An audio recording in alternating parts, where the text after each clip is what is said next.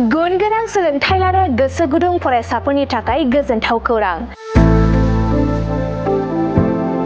क'क्राझार सहरनि साहा थानाय बालागाव सेन्ट आन सेनियर सेकेन्डारि स्कुलाव 2022-27 बोसोरनि थाखाय गोदानै मुं थिसननाय हाबाफारिया जागायबाय। बे फरायसालियाव हायार सेकेन्डारि थाखोआव आर्टस, कमार्स आरो साइन्स स्ट्रिमाव इंराजि मिडियामजों गोदानै मुं थिसननो हागोन। साइन्स स्ट्रिमाव गुबुन गुबुन आयदानि थाखाय गोनांथि बायदियै केमिस्ट्रि, फिजिक्स आरो बाय'ल'जि लेबनि खाबु दं।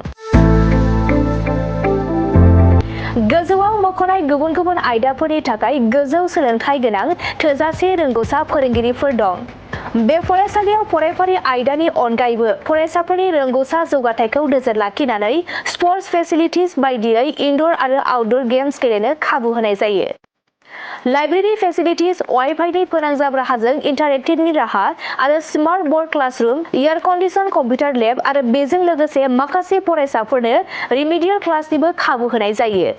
गुन गोनां फोरोंगिरिफोरनि सोलोंथाइ होनायजों लोगोसे बेवहाय बायदि उफ्रा सोलोंथाइबो होनाय जायो, जेरै कम्पिउटार क्लास आरो गुबुन सार्टिफिकेट कर्सफोरनिबो सोलोंथाइ लानो खाबु होनाय जायो। हौवा आरो हिनजावसाफोरनि थाखाय आलादा आलादा हस्टेलनिबो खाबु दं, जेराव साबसिन सुबिदा होनाय जायो। जायफोर फरायसाफोरा गुन गोनां सोलोंथाइ लानो गोसो दं, नोंथांमोना क'क्राझार बालागावआव थानाय सेन्ट आन्स फरायसालिमायाव मुं थिसननो हासिगोन। गोबाङै मिथिबावनो थाखाय नैबे जानबुं नम्बर 6009312549 आरो 6003786924 जानबुं नम्बराव खौरां लाहरनो हागोन।